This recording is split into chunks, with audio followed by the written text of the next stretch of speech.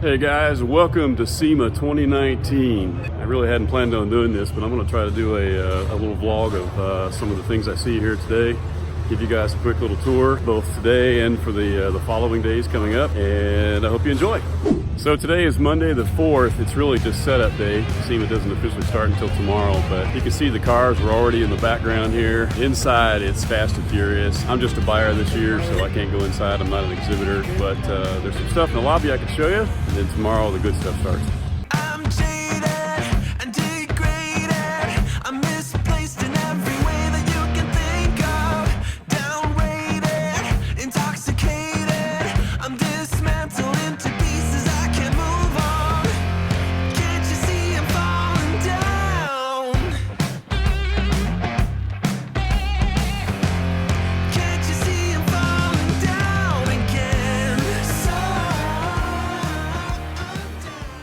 Hey guys, I've been walking around here today just previewing all the things that are about to start up at SEMA tomorrow, and I ran into Lanny here, who came all the way from Saskatchewan. I knew I was going to screw it up. Saskatchewan, Canada. And look at this awesome 37 Chevy. It's got a 6BT, 76 millimeter turbo, and he's a welder by trade. Yeah. And Nathaniel's getting into welding right now. He's decided that of the things that we've learned over the last 2 years building his car, he's kind of tossing up between paint, body, and welding, and right now he's taking a welding class, and everything that we do in the garage is something to kind of inspire him and get him moving in a direction that he wants to choose at some point when he gets on his own. So I wanted to talk to Lanny and ask him a few questions, and particularly in the welding trade. What would you recommend to someone, a 16-year-old kid that is looking to get into the welding trade? I would recommend it. I mean, it's treated me good all my life. It's a hands-on thing. One of them trades that there's not a lot of guys signing up for. Yeah, so, that's one thing I thought about too. I don't think you'll ever run out of work. I worked all over Canada, all over the East Coast, in the States also. So if you want to travel and see the country, it's a good trade there you to go. be in. Yeah, travel something he likes. Yeah. Let me take a look at your truck here. The truck was actually built in Canada, in Regina, Saskatchewan, which is about 3 hours from me. Oh wow! So it's got some history. Yes, it's a Maple Leaf. That's what was the model in '37 of the Canadian trucks. Okay. So the truck is sitting on a '96 Dodge 1-ton chassis. The Cummins is putting out about 700 horse. I got a BD diesel 47 RE transmission behind it. Dana 80 in it. It's got tall gears. Yeah. You can cruise 110 mile an hour. Oh my gosh. All day long. Let's look at the back end of this thing, because Yeah. that's one of the key features of this that really attracted me to it. How in the world did you end up with this? I always loved the Cadillacs. I own a 58 Coupe de Ville. So I put a 57 Cadillac trunk and fenders on the back. The welder, I made it appear to be liquid cool. Okay. With the rad cap and the brass radiator. But it's actually air-cooled Lincoln 305G. No kidding. And I'll show you the front of the welder. Okay. Back bumper is custom built to match the Cadillac lines. Look at those pipes. The taillight bezels are actually liquid propane torches. These torches burn 20 times hotter than a normal vapor torch, and that's what we use on the pipeline to preheat the pipe. Okay. I put a cable well in here, so this is where my ground and stinger and Look at all this 60 detail. feet of cable. You even made this out of horseshoes, right? Yes. Oh and the perfect weld in the pipeline. Wait. You got to have this on every vehicle, yeah. And the perfect weld in the pipeline industry is a dime wide and a nickel high. So that is the perfect pipeline weld. Oh, look at that. Stack of dimes. Stack of dimes, literally. See, if you walk by this thing too quickly, you miss all these details. So I made the 305G, I made it look like the old stubby, the 47 to 52 Lincoln Stubby is a famous pipeline machine that everybody wants. So I made it look like that, but what's in behind it Oh, look at that. is a new machine. Is there anything in the keg, or it looks like it's... That's the barbecue, and it swings out the passenger side. Oh, that's the gas line right there, isn't it? That's my vent for my fuel tank. Oh, okay, okay. That's the barbecue. Oh my goodness. So when you're pipelining, you always work off the driver's side. So I put speakers out the driver's side. Little horseshoes back here, stars. Spot to hang your welding helmet. Oh, well, there you go. Well, Lenny, I sure appreciate it. All right. Thank you, Ken. Nathaniel, if you're watching this, buddy, look at the cool stuff you get to do if you're a welder. Yeah. If you're creative enough and you got the talent and the time. Yeah. And you like to travel. I think you'd enjoy the welding trade if you've already built a car. Hopefully you carry out the trade. And I would recommend getting an apprenticeship somewhere if you could. Yeah. And learn how to do it right. Yeah, don't do it the way your dad does it. That just got you into the field of interest, and now you can go and talk to the professionals here. Yeah. Lanny, thank you very much. Thank you, Ken. Appreciate it. I like this. I like this. That's pretty hot.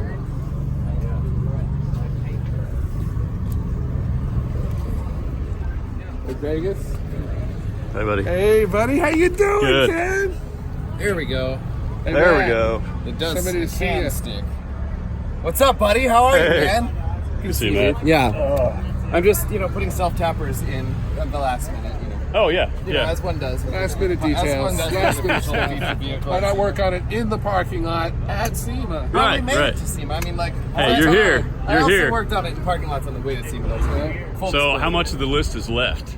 Oh, that's a great question. I didn't bring it, so I'm not too stressed about it. Well, there you go. That's a good How idea, much of the actually. list is it that I'm working on today, or how much of the list didn't get done and I don't care? You know what? We're just not going to talk about There it. you go. talk Now we're about gonna- All right, we're not going to stress over There that. is no list. Am I on Spyder The Garage list right now? is complete. Cross it off. Today's list You're is here. Getting Yeah. here on time, and we accomplished that. There's Right. only one thing left to do, and that is stay completely stoked, and that's not going to be a problem. Easily done. Yep.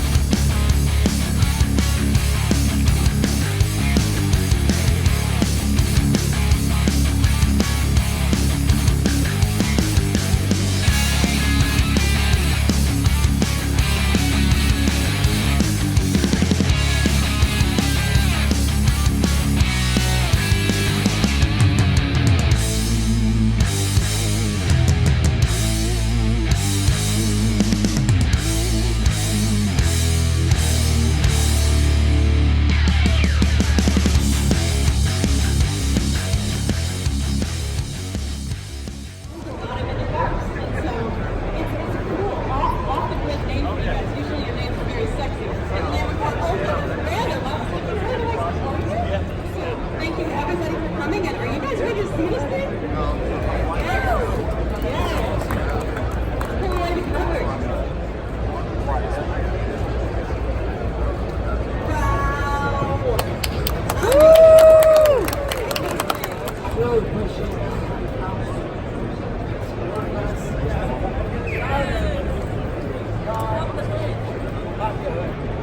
Top is good.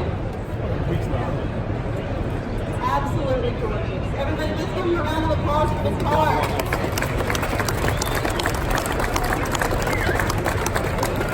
Thank you guys for showing us this amazing piece.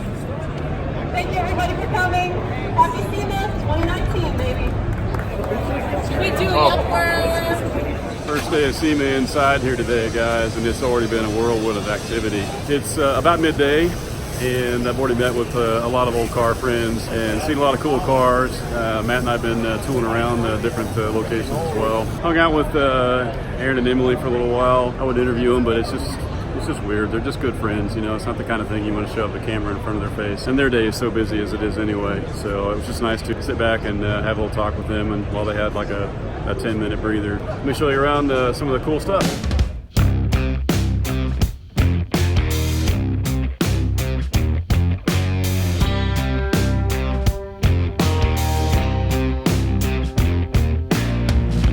white snow, red sky, reach up for so high, blue eyes, fake cry, beware of the fox tonight.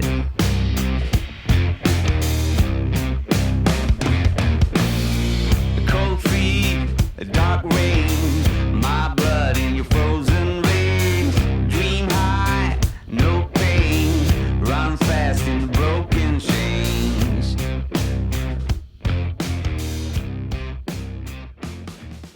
Hey, I wanted to introduce you guys to someone. This is an old friend of mine from my high school days, actually. This is Chad Hill from Hot Rod Chassis and Cycle.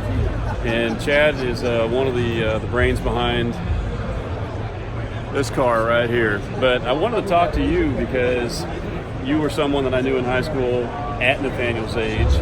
And you were a musician.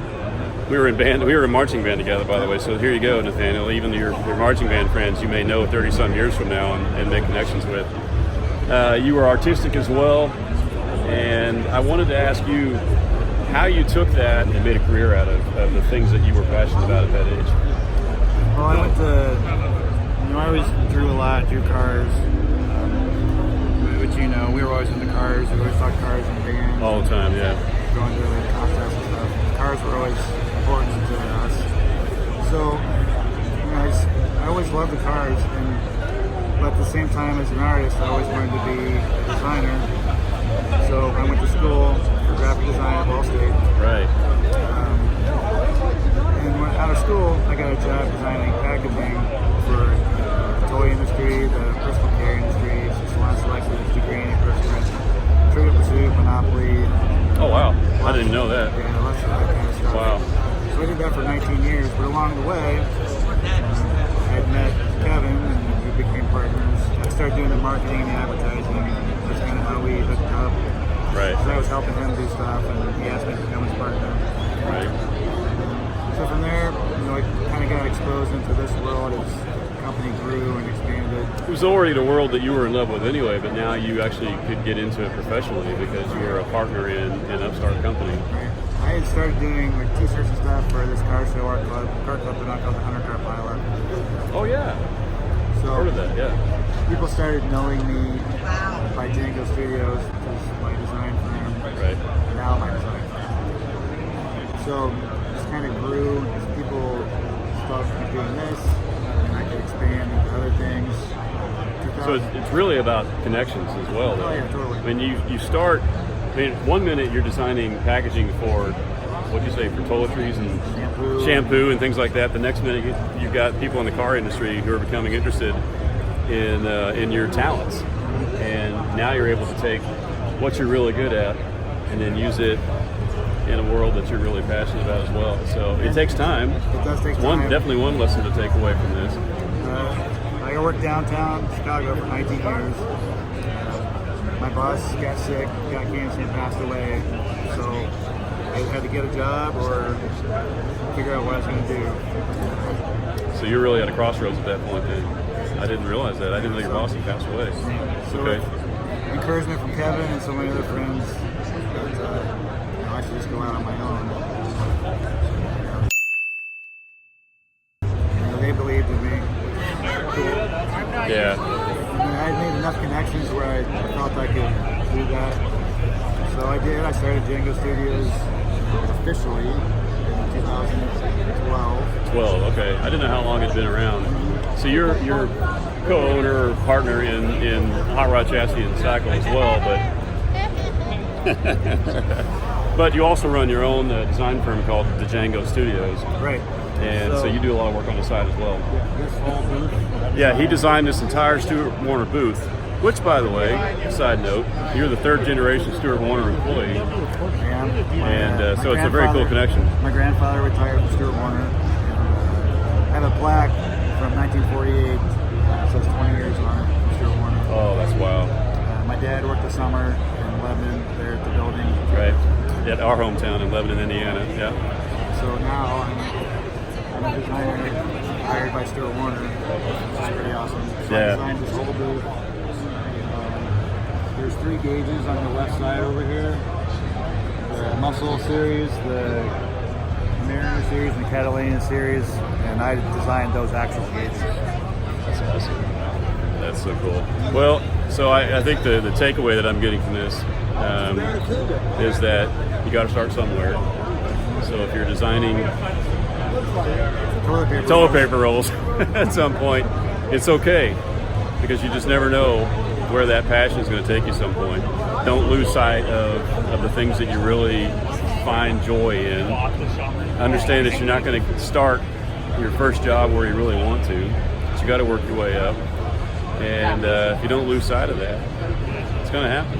If you came to me and said, hey, I want to be a graphic designer and I want to work in the automotive industry,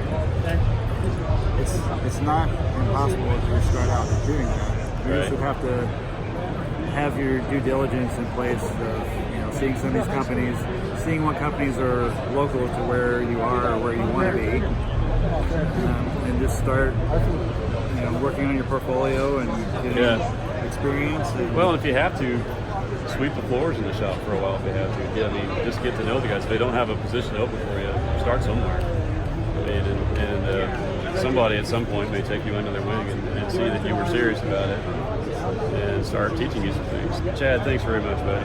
It's good to see you, brother. You too. All right. See you later. Well, that was a lot of fun talking to Chad. It's good to hang out with their old friends. We go way back. So, I'm going to walk around the rest of the show here today and try to find some more things to inspire Nathaniel.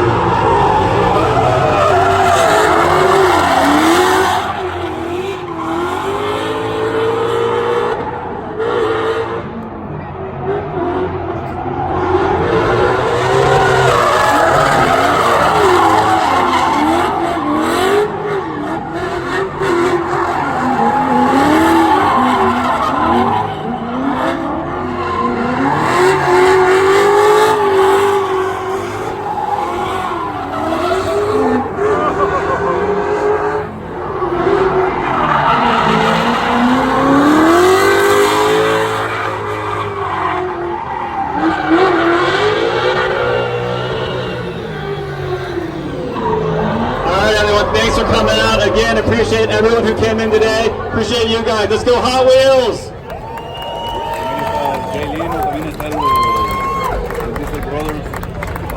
So I just watched the Hot Wheels competition and unfortunately found out that Byron did not win the contest. But you know what? They said over 30,000 cars had participated in this, and to have Byron be a part of the top 12 is pretty amazing. So proud of you, Byron. Good job, bud.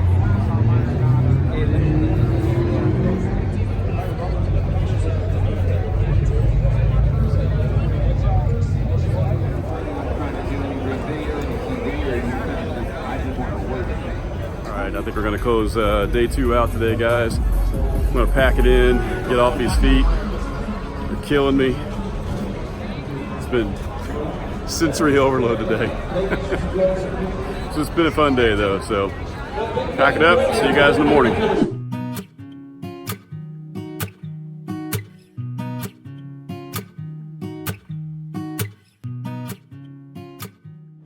Hey guys, I'm here with some good friends from Carpartment Life, the YouTube channel. Some friends we met on the Power Tour a little, 2 years ago now it was? Yeah, 2 years ago. This is Tara and Brian, and they race in the Optima Battery Series, OUSCI, and they're here for the Invitational as well.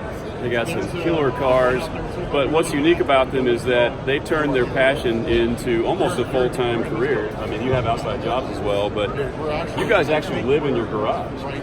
You have so many cars and so many different races that you guys compete in that you bought or you built a garage that you actually live in. You call it the Carpartment because that's really what it is. It's like an apartment that's just all garage. You got a living space on one side and you got just a whole bay full of cars on the other. A little over 3,000 square foot of garage space and 1,200 square foot apartment.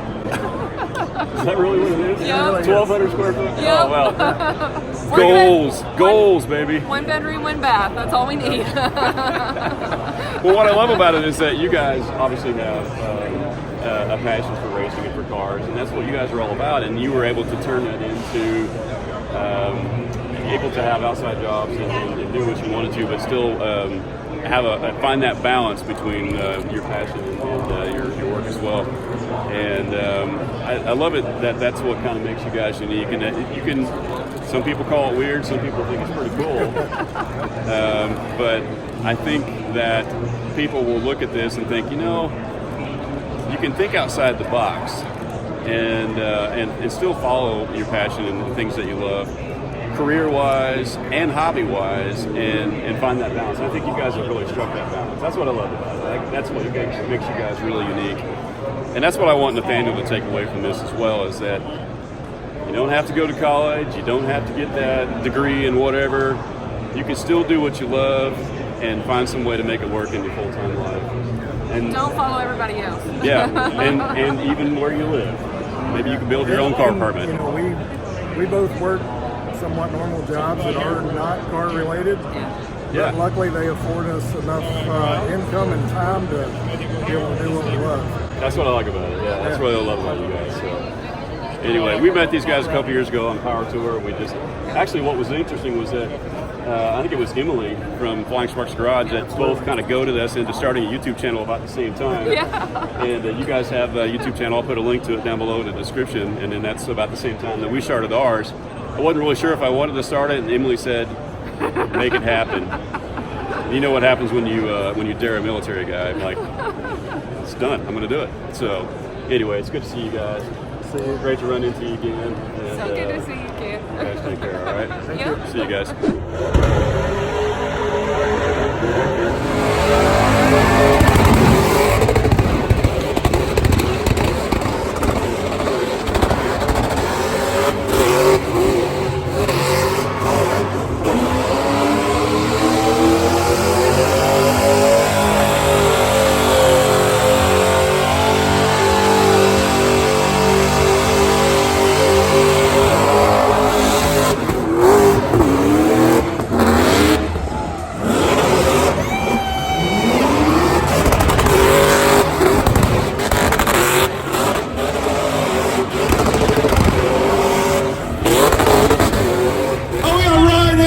Oh my God, you guys!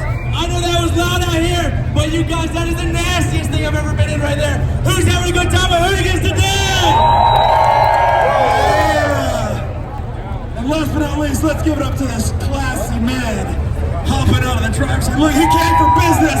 Put your hands together for Spyder!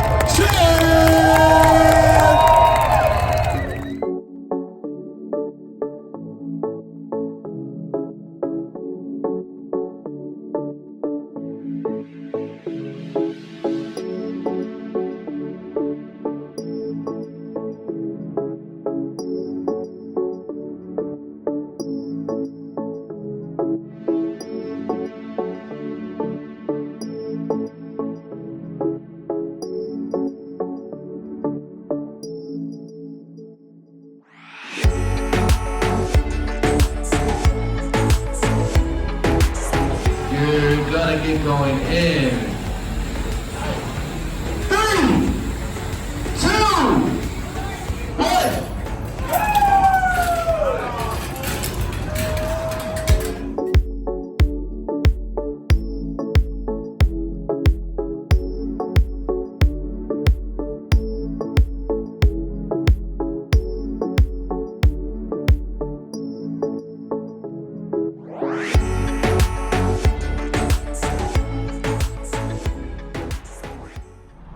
advance track off. There we go. Guys. There we go. You just have the traction control off? I do, but if you hold it for approximately 10 seconds, it turns the advance track off. It was 4-cylinder.